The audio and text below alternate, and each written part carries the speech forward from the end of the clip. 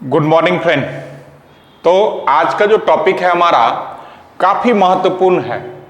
अक्सर सवाल यहां से पूछता है, बनता है, तो महत्वपूर्ण है। नाम है टॉपिक का, वो है आपका राष्ट्रीय आय।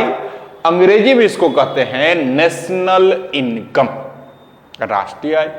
यहां से पहले जानते हैं क्या है, कैसे है, किस तरह का सवाल है। और जैसे आसानी तरीके से अन्य चैप्टर को हम लोग समझे हैं, वैसे ही इस चैप्टर को भी समझ जाएंगे काफी आसानी से। अगर आप यहां पर छोटे छोटे बातों को ध्यान से केवल सुन लेंगे तो इसका सवाल आसानी से बन जाएगा।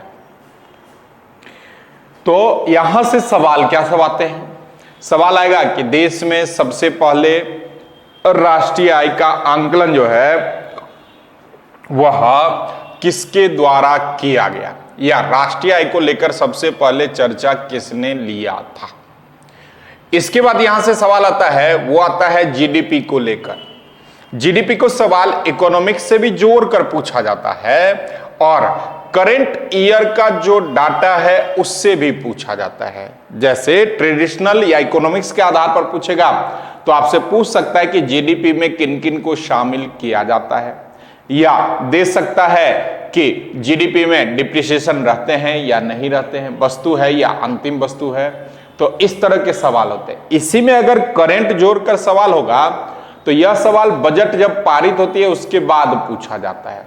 जैसे दे सकता है कि इस वित्तीय वर्ष में जीडीपी का जो है परसेंटेज कितना है शिक्षा के क्षेत्र में, या इसी को थोड़ा सा घुमा कर देगा तो देगा कि वर्तमान के जीडीपी रेशियो हो सकता है 7% दे, 2% दे, 10% दे, इसमें कृषि से क्षेत्र से कितना प्रतिशत लिया गया है। तो इसका चर्चा जो है जीडीपी के रूप में यहां से बनेगा करंट को जोड़कर। इसके बाद जो है वह आपका एनडीपी, उसके बाद जीएनपी, जीएनपी के बाद एनएनपी। यह चार चीज जो है यहां से सवाल बनेगा। इन सभी में उसी तरह का सवाल बनेगा जैसा हम कह रहे हैं कि कैसे इसका ग्रोथ किया जाए, कैसे इसको बढ़ाने से क्या बेनिफिट क्या लॉस है, इसके फॉर्मूला को जोड़ा जाता है।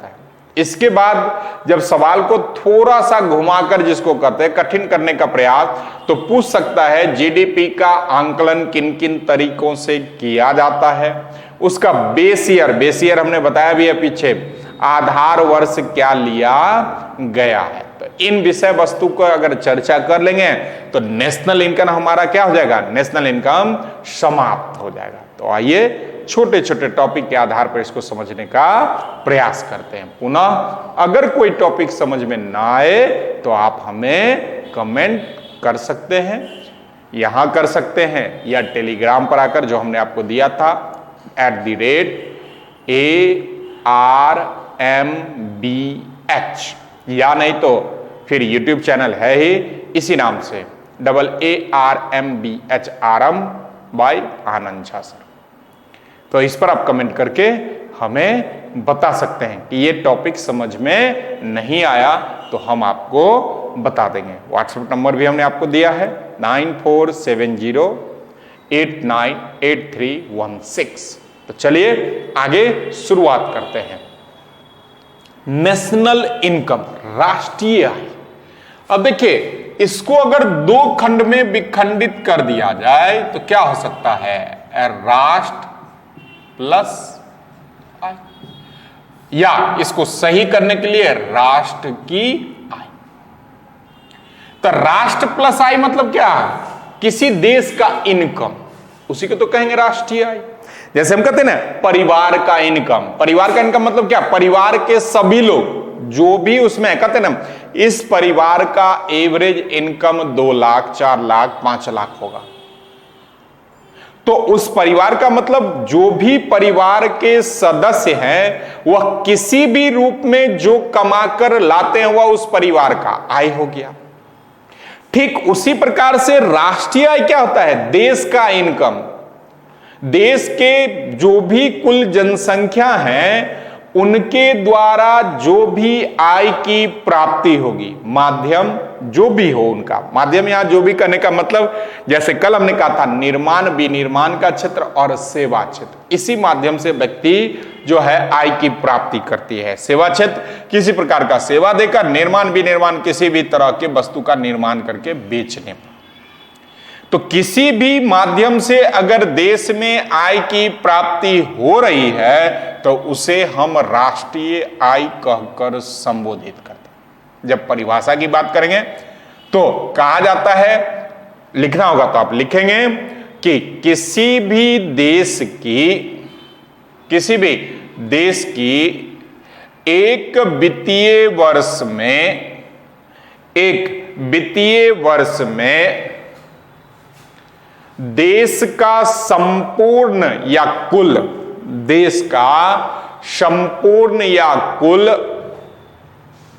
आय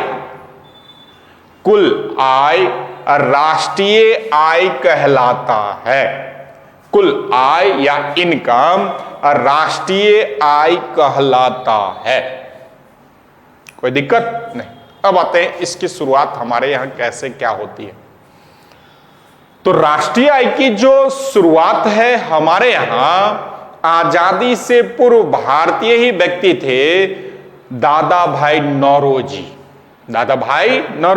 जिनको हम लोग क्या कहते हैं, ग्रैंड ओल्ड मैन, दादा भाई नौरोजी। और ब्रिटिश संसद में प्रथम भारतीय, ब्रिटिश संसद के सदस्य बनने वाले पहले भारतीय थे दादा भाई नौरोजी। तो इन्होंने ही जब ब्रिटेन जाकर भारतीय विषय वस्तु को या भारत की दशा को वहां दर्शाने का प्रयास किया था, उसी समय सबसे पहले राष्ट्रीय आय या गरीबी वगैरह का भारत में चर्चा किया जाता है।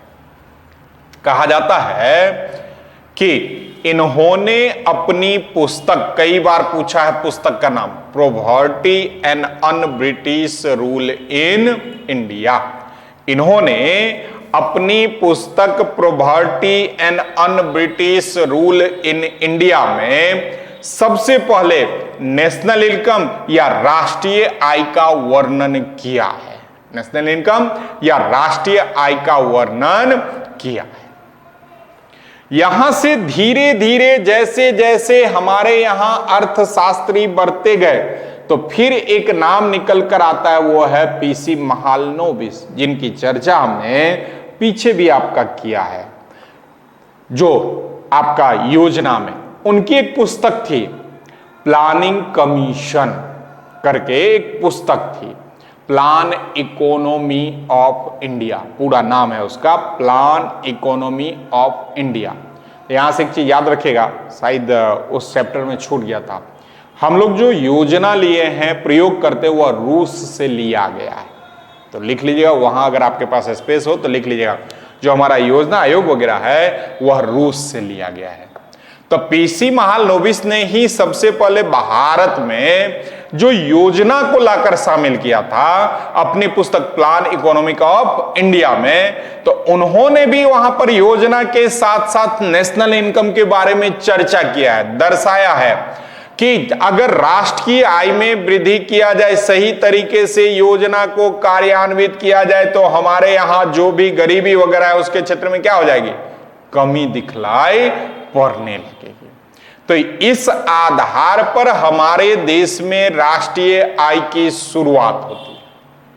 लेकिन जैसे ही हम लोग स्वतंत्र हो जाते हैं, हमारी खुद की सरकार का गठन हो जाता है, तब इसके लिए सरकार ने या आधुनिक भारत में राष्ट्रीय आय की गणना करने के लिए एक संस्था CSO, सेंट्रल स्टैटिक्स ऑर्गेनाइजेशन, पुराने किताब में ओ से ऑर्गेनाइजेशन होगा, लेकिन वर्तमान की सरकार ने यहां ऑर्गेनाइजेशन के स्थान पर ऑफिस कर दिया है।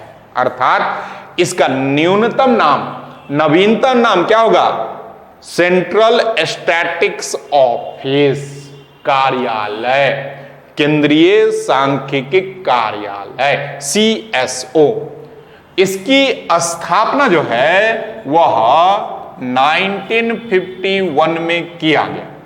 1951 ईस्वी में सीएसओ की स्थापना केंद्र सरकार के द्वारा किया गया, जिसका मुख्य कार्य होता है वो होता है क्या? राष्ट्र के आय का आंकलन करना या गणना करना। कोई दिक्कत नहीं। इसकी स्थापना पूछता है, और यहीं से अगर हम आपसे पूछे एनएसएसओ की स्थापना कब की गई और इसका कार्य क्या है, बताएंगे? बताइए। तो एनएसएसओ की स्थापना 1950 में 1950 में किया गया है। और क्या का आंकलन करता है एनएसएसओ? गरीबी और बेरोजगारी। तो ठीक वैसे ही सीएसओ, इसकी स्थापना याद रखिए। इसके बाद जो यहां से सीएसओ से याद रखना है, वो याद रखना है आपको कि सीएसओ का मुख्यालय 2 क्षेत्र हैं। एक मुख्यालय वह दिल्ली और एक मुख्यालय वह है कोलकाता। दोनों जगह मुख्यालय है, इसीलिए कभी काल देखिएगा आंसर में दिल्ली देता है और कभी कभी आंसर में कोलकाता डाल देता है। अब आपके मन में सवाल उठता होगा कि सर अगर दोनों हो तो दिल्ली जाएगा दोस्त, लेकिन सबसे पहली संस्था जो इसका स्थापित हुआ था मुख्यालय, वो कलकत्ता था। चलें आगे। तो यह सीएसओ 1951 में स्थापित हुआ और इसी के माध्यम से वर्तमान में जो है वह राष्ट्रीय आय का आंकलन किया जाता है। आगे बढ़ेंगे तो एक सवाल अक्सर पूछा जाता है कि राष्ट्रीय आय में हिंदू वृद्धि दर को किनके द्वारा शामिल किया गया है। तो वहां पर आप नोट करके एक सवाल या लिख सकते हैं प्रश्न को, तो लिखिए, राष्ट्रीय आय में हिंदू वृद्धि दर को, राष्ट्रीय आय में हिंदू वृद्धि दर को प्रोफेसर राज कृष्णन या आर कृष्णन मिलता है ऑप्शन में, प्रोफेसर राज कृष्णन के द्वारा शामिल किया गया है। अक्सर सवाल मिलेगा ये पॉइंट। चलें, अब आते हैं कि देश का इनकम किस आधार पर निर्धारित किया जाएगा। कैसे हमें पता होगा कि देश का क्या इनकम है क्या नहीं? तो देश की कुल जनसंख्या के द्वारा जो भी आय प्राप्त होगा वो क्या होगा? राष्ट्रीय आय कहलाएगा। यह 2 तरीके से प्राप्त होता है, एक सेवा के क्षेत्र के माध्यम से और दूसरा निर्माण या विनिर्माण के क्षेत्र के माध्यम से। तो अब आते हैं आपके जीडीपी पर। स्टार करके पॉइंट लिखिएगा, वो है जीडीपी। फुल फॉर्म होता है दोस्त इसका gross domestic product. Gross domestic product Hindi में इसको कहते हैं सकल घरेलू उत्पाद। सकल घरेलू उत्पाद। अब घरेलू शब्द जुट गया, तो जीडीपी किसको कहते हैं? जीडीपी कहा जाता है किसी भी देश की भौगोलिक सीमा के अंदर, किसी भी देश की भौगोलिक सीमा के अंदर एक वित्तीय वर्ष में प्राप्त कुल आय को जीडीपी कहा जाता है। जीडीपी प्राप्त। अब यहां पर आप कहेंगे सर इनकम क्यों? तो इनकम जगह पर कई जगह लिखा होगा कि किसी भी देश के वित्तीय वर्ष में, उसी को अर्थात करके लिख सकते हैं, किसी भी देश के वित्तीय वर्ष में एक वित्तीय वर्ष में उत्पादित अंतिम वस्तु को जीडीपी कहते हैं, क्योंकि प्रोडक्ट है। हमने इससे पहले आय की बात कही, तो प्रोडक्ट को बेचकर क्या प्राप्त होगा? आय प्राप्त होगा। तो इतना साधारण से हमने बोल दिया, लेकिन यहां पर सवाल को थोड़ा सा घुमाकर पूछा जाता है। अगर आप 2018 वाला 17-18 का जो दरोगा दिया था वो दिए होंगे, तो यहां से एक सवाल पूछा गया था जीडीपी को लेकर। जीडीपी क्या है, क्या सब इसमें शामिल होते हैं? तो चलते हैं जीडीपी का, जैसे हमने कहा तो इसको समझने का देखिए, हमने कहा इसका फुल फॉर्म क्या है, ग्रॉस डोमेस्टिक प्रोडक्ट, सकल घरेलू उत्पाद। समझिएगा गौर से। मान लीजिए कि आपके यहां आज सुबह सुबह कोई व्यक्ति आया और कहा कि आपके सभी लोगों को, आपके यहां जो भी लोग हैं, 100 परिवार हम आपको निमंत्रण देते हैं, आमंत्रण करते हैं कि आप हमारे यहां क्या करें, आए, भोजन पर आए। अब जब उसने कहा कि आपके पूरे परिवार के लोगों को हम क्या कर रहे हैं, आमंत्रण कर रहे हैं, बुला रहे हैं शाम में खाना खाने या भोज पे, आपने उसको एक्सेप्ट किया। अब जब आपने एक्सेप्ट किया तो जब जाने का समय हुआ, मान लीजिए आपको शाम के 7 बजे बुलाया गया था, इसी दरमियान 3 से 4 बजे आपके यहां कोई गेस्ट आ गए, कोई भी गेस्ट हो, दोस्त हो, चाचा हो, मामा हो, ताऊ हो, जो भी हो, वो व्यक्ति क्या कर गए, आ गए। अब वो व्यक्ति आ गए तो जब आप निमंत्रण के लिए शाम के 7 बजे जाएंगे तो क्या उन्हें छोड़ देंगे? कुछ लोग कहेंगे हाँ, कुछ लोग कहेंगे नहीं। नहीं, अक्सर देखा जाए तो हम क्या करते हैं, उनको भी ले चलते, क्योंकि जैसे ही वो कहता है कि नहीं नहीं हमें तो निमंत्रण, तो क्या कहते हैं हम लोग, नहीं, कहा गया है 100 परिवार आप आमंत्रित है। अर्थात उस समय हमारे यहां या हमारे परिवार में, आपके परिवार में जो भी लोग हैं, सभी के सभी लोगों को क्या किया गया है, आमंत्रित किया गया है। तो हम लोग पॉजिटिव होते हैं, हम लोग उनको लेकर क्या किए, चले गए। तो हम लोग उनको लेकर चले गए, कोई दिक्कत नहीं। वही तो जीडीपी है। जीडीपी क्या कहा, अब उसके आधार पर इसको समझिए। जीडीपी कहता है सकल घरेलू उत्पाद, घरेलू मतलब घर में रह रहा कोई भी व्यक्ति, घर में रह रहा कोई भी व्यक्ति। तो घर में रह रहा कोई व्यक्ति क्या, जो आपके या आपके परिवार थे वो, और जो नए आए आपके यहां गेस्ट, उनको भी शामिल। तो वही चीज जीडीपी में शामिल होता है। अब समझिए जीडीपी क्या कहता है। जीडीपी कहता है किसी भी देश के भौगोलिक सीमा के अंदर, मान लीजिए यह किसी देश का भौगोलिक सीमा है, इतने बड़े में कोई देश है, तो कहा जीडीपी कि किसी भी देश के भौगोलिक सीमा के अंदर, इस भौगोलिक सीमा के अंदर रह रहे कोई भी व्यक्ति, यहां पर कोई भी व्यक्ति का मतलब क्या होता है, रह रहे कोई भी व्यक्ति। अब यहां पर कोई भी व्यक्ति का मतलब क्या, घर के भी लोग और घर के साथ साथ गेस्ट भी। तो भौगोलिक सीमा में घर का लोग कौन, तो भौगोलिक सीमा में घर का लोग कौन, देश का नागरिक।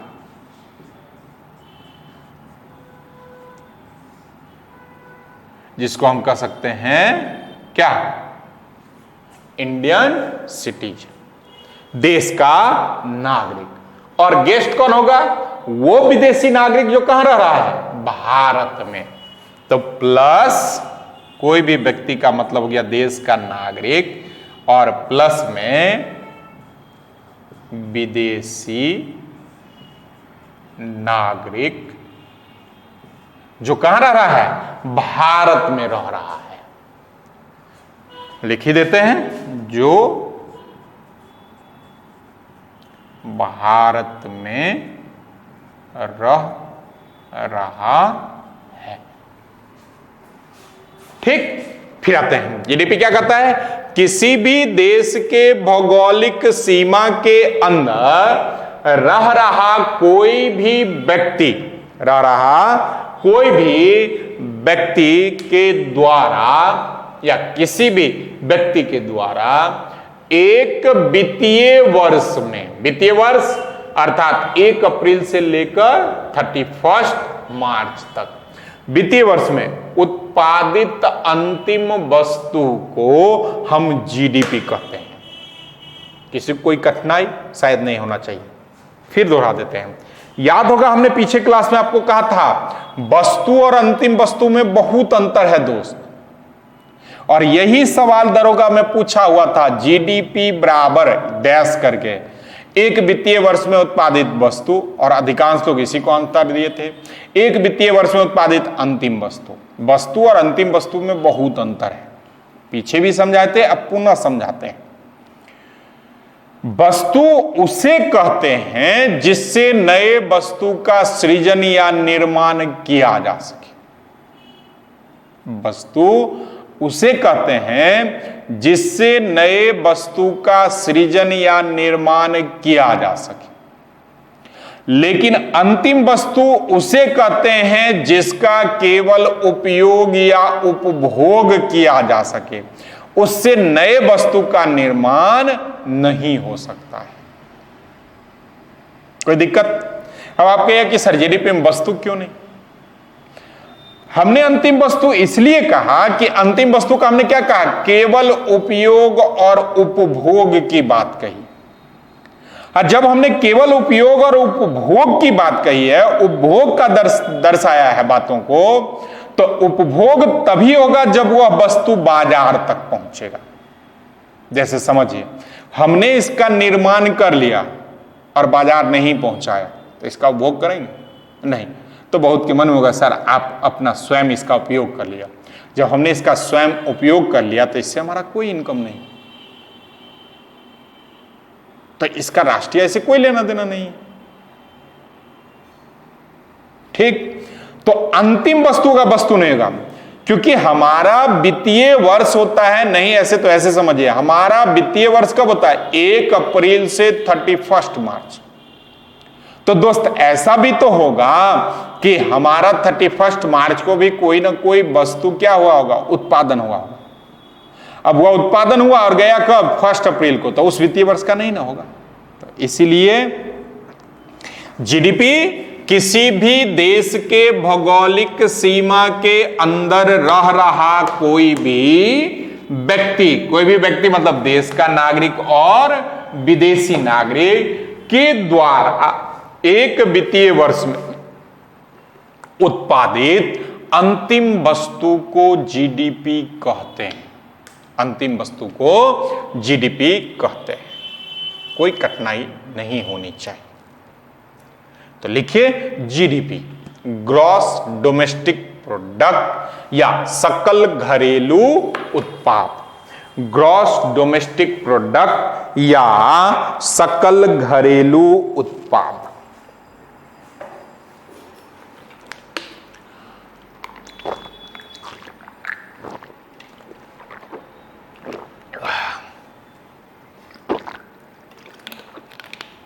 लिखिए किसी भी देश के भौगोलिक सीमा में, देश के भौगोलिक सीमा में एक वित्तीय वर्ष में उत्पादित अंतिम वस्तु को हम जीडीपी कहते हैं। हम जीडीपी कहते हैं। तो लिखिए इसमें डैश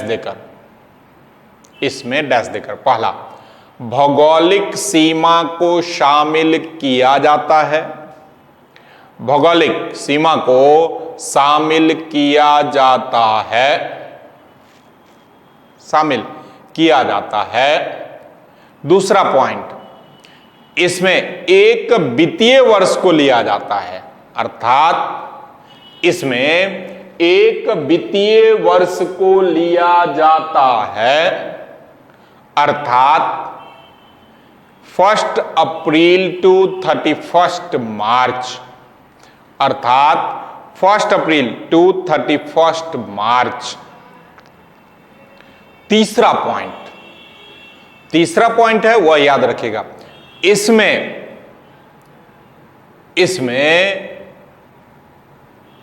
भौगोलिक सीमा में रह रहे भौगोलिक सीमा में रह रहे सभी व्यक्तियों को शामिल किया जाता है। सभी व्यक्तियों को शामिल किया जाता है, चाहे वो देश का नागरिक हो, चाहे वह देश का नागरिक है या हो, या विदेशी नागरिक, या विदेशी नागरिक जो भारत में रह रहा हो, जो भारत में रह रहा हो। एक वित्तीय वर्ष अंतिम वस्तु लिखा दिए हैं शायद। चलिए अगला, जीडीपी में डिप्रिसिएशन। जीडीपी में डिप्रिसिएशन, हिंदी में मूल्यह्रास। जीडीपी में डिप्रिसिएशन या मूल्यह्रास शामिल होता है या रहता है, शामिल होता है या रहता है। अगला पॉइंट लिख लीजिए तब समझा देंगे। जीडीपी में उस वित्तीय वर्ष में, जीडीपी में उस वित्तीय वर्ष में खरीदे गए शेयर और डिवेंचर, खरीदे गए शेयर और डिवेंचर को शामिल किया जाता है, शामिल किया जाता है। पैराग्राफ बदल कर लिखिएगा। लेकिन पिछले वित्तीय वर्ष में, लेकिन पिछले वित्तीय वर्ष में, फाइनेंशियल ईयर में खरीदे गए शेयर या डिवेंचर को, शेयर या डिवेंचर को शामिल नहीं किया जाता है, शामिल नहीं किया जाता है। अंडरलाइन करके लिखिएगा। लेकिन उस पर प्राप्त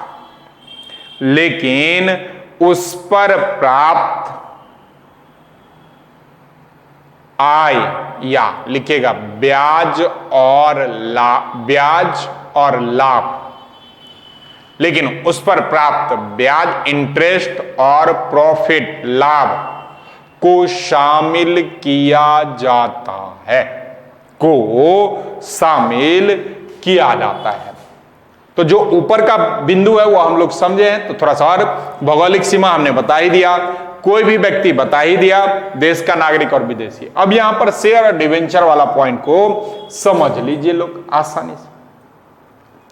हमने कहा जीडीपी में क्या करते हैं, एक वित्तीय वर्ष में जो भी चीज शामिल है, तो एक वित्तीय वर्ष अर्थात यहां कहने का मतलब क्या है, 1 अप्रैल से लेकर 31 मार्च को, 1 अप्रैल से लेकर 31 मार्च को। अब समझिएगा लोग, अगर मान लीजिए इस बीच में कभी भी मतलब मान लीजिए अभी का मंथ है सितंबर, अगस्त में हमने किसी शेयर को खरीदा, तो अगस्त में अगर हम कोई शेयर खरीदते हैं तो वो किस वित्तीय वर्ष का है, इसी वित्तीय वर्ष का है। अर्थात उसका लेखा जोखा हम उस वित्तीय वर्ष में क्या कर दिए। अब जब उसका वित्तीय वर्ष जो में कर दिए हम लेखा जोखा, तो जो भी शेयर हमने खरीदा वो प्रॉफिट कब देगा, जब उस शेयर के जो भी संस्था है उसका वित्तीय वर्ष समाप्त होगा तब। और अधिकांश जो संस्था है उसका वित्तीय वर्ष यही होता है, ताकि सरकार का जो वित्तीय वर्ष है वही वित्तीय वर्ष रखने से लेन देन करने में या कह सकते हैं डाटा को सही तरीके से तैयार करने में कठिनाई का सामना न करना पड़े। तो वह व्यक्ति जो आज, जैसे हमने आज मान लीजिए कि 10 लाख का शेयर रिलायंस का खरीद लिया, तो रिलायंस का वित्तीय वर्ष भी क्या होगा, अधिकांशतः का होता है 1 अप्रैल से 31 मार्च। अब जो शेयर आज हमने 10 लाख रुपए का शेयर लिया, इस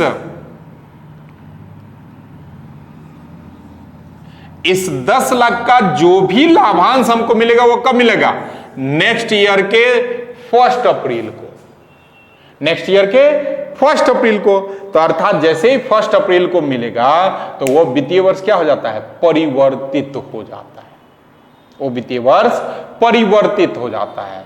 तो इसीलिए अगर इस वित्तीय वर्ष कोई शेयर या डिबेंचर हम खरीदते हैं तो उसको दर्शाएंगे, पर उससे प्राप्त जो भी हमें ब्याज या लाभांश, इंटरेस्ट या प्रॉफिट प्राप्त होगा, उसे हम उस वित्तीय वर्ष में ना दर्शाकर कब दर्शाएंगे, अगले वित्तीय वर्ष में दर्शाएंगे।